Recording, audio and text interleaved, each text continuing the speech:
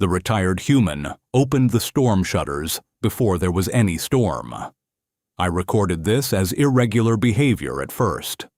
My designation is Watchcraft Selenom, assigned to Dr. Varun, field xenobiologist of the Lotharia Accord.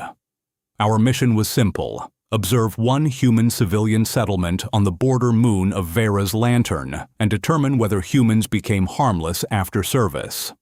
Subject: Darien Kestrel, male, 61 standard Earth years, former naval repair officer, currently listed as retired.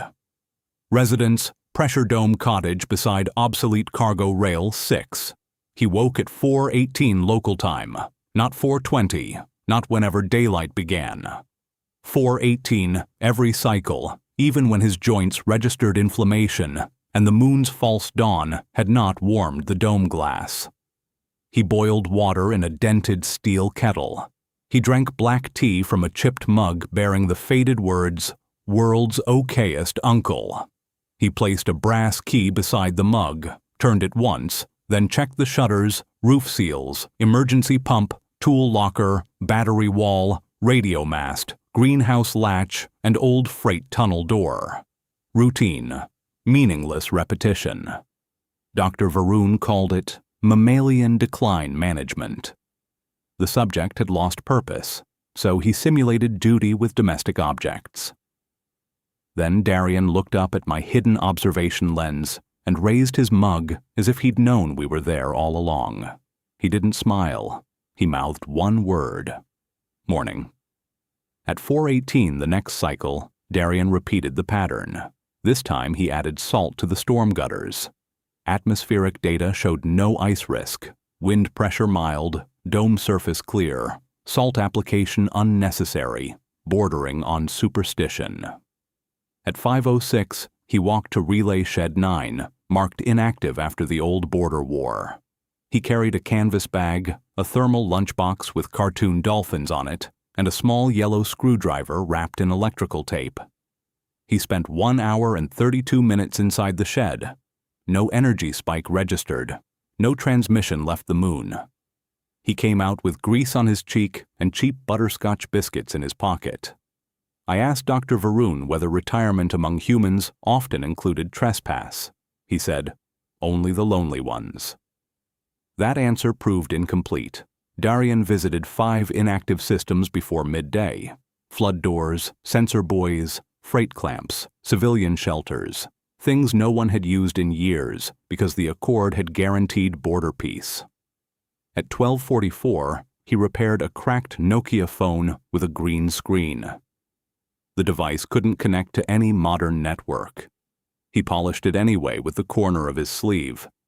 He placed it in Shelter Be Old, beside children's blankets. My predictive engine marked the action as sentimental clutter. At 16:09, Dr. Varun whispered into his recorder, "He's nesting." The human, 20 meters away, said, "No, I'm checking exits." When children asked why he painted arrows on old tunnel walls, Darien said, "So old fools don't get lost." The children laughed. They followed him after that. A little girl carried his paint tin. A boy held the flashlight backward and blamed the batteries. Darien showed them how to test a door seal with soap water and count seconds after a pressure alarm before touching metal. He made it a game. The moon's administration dismissed his work as harmless retired man fussing. They gave him a certificate printed in blue ink, Community Safety Volunteer. Darien folded it twice and used it to wedge a rattling vent. Humans honor symbols, yet he treated honor as shim material. The object mattered less than the vent. At 21:31, he returned home. He labeled 4 jars in his pantry: sugar, rice, spare fuses, don't touch. The last jar contained copper contacts, folded wire, and a wedding ring on a chain. I do not know why that ring remained in my short-term cache longer than required. He touched it once before sleeping, like a man checking whether a door was locked. Dr. Varun broke protocol at 4:18. He stood outside Darien's cottage in his gray environment shawl, shaking from cold and embarrassment. Darien opened the door, holding the chipped mug. "You're early," Darien said. Dr. Varun asked why a retired human was maintaining dead infrastructure. Darien said, "Because dead things fail loud when you need them quiet." Inside the cottage, the air smelled of solder, tea leaves, old socks, and lemon floor cleaner. Maps covered one wall: freight tunnels, water lines, shelter access, cargo lifts, abandoned ore shafts. Not military targets, evacuation paths. Every path had a time marked beside it. 8 minutes to green hatch if carrying a child. 11 if carrying 2. 34 if the south lift jammed. Dr. Varun asked who had ordered him to prepare this. Darien handed him a biscuit from the dolphin lunchbox. "No one," he said. "That's why it'll work." Retirement wasn't absence from duty. It was duty without permission. He'd spent 1 year and 9 months turning a forgotten moon into a machine that could move frightened civilians faster than panic could spoil them. We should have reported him. Dr. Varun filed no report. Instead, he began walking with Darien. Darien taught him routine. Check the latch before the lock. Read the pressure gauge from below, because dust lies on glass. Leave spare batteries where scared hands will find them. Put sweet things in shelters because crying children breathe badly. The settlement changed by almost nothing. That was the genius. A hinge oiled here, a sign straightened there, a freight cart loaded with water cans under a tarp, a school drill disguised as a treasure hunt. At 1952, on the third Thursday of the warm season, Darien opened the Nokia phone.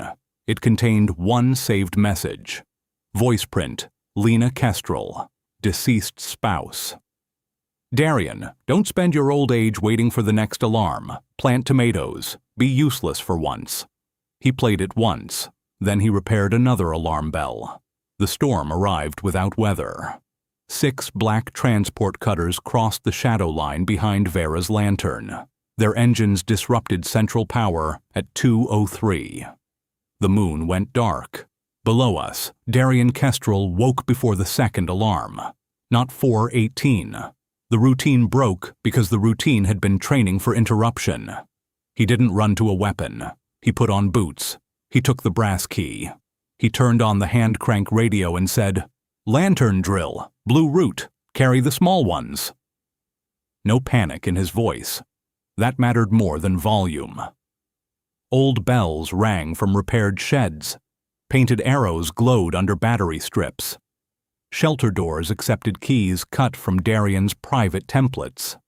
Children shouted instructions to adults because they knew the treasure hunt paths. The cutters landed in the market plaza. Empty.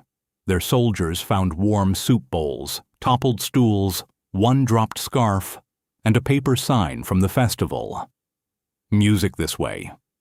They followed it. Darien had routed the safest evacuation corridor away from the plaza and the loudest emergency speakers toward it. The attackers chased recorded footsteps through Tunnel Red, while civilians crossed the old ore shaft behind them.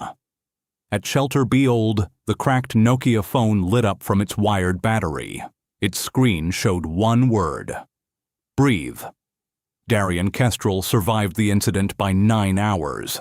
He died under Pump Station 2, with one hand inside a manual valve and the other holding the brass key so tightly the metal printed his palm. If he'd released the valve, the lower tunnel would have flooded with coolant vapor. He didn't release it. I replayed his final audio. A soldier ordered him to identify the defense system. Darien laughed once, dry, almost rude. He said, "Maintenance." That was the whole answer. No civilian deaths registered. Dr. Varun's official report used careful language: legacy system integrity, local preparedness, anomalous volunteer contribution. He couldn't write the truth. So I have. The storm didn't find a sleeping moon. It found labels on jars, salt in gutters, painted arrows, biscuits in shelters, soap water on seals, children who knew where to run, and a retired man who believed the same small task done every morning could become a wall. At 4:18 now, the settlement bells chime once. No alarm follows. Dr. Varun visits the cottage and waters the tomatoes Darien finally planted. The chipped mug remains on the windowsill, turned toward the eastern ridge. My observation lens still catches the first light inside it. Not bright enough.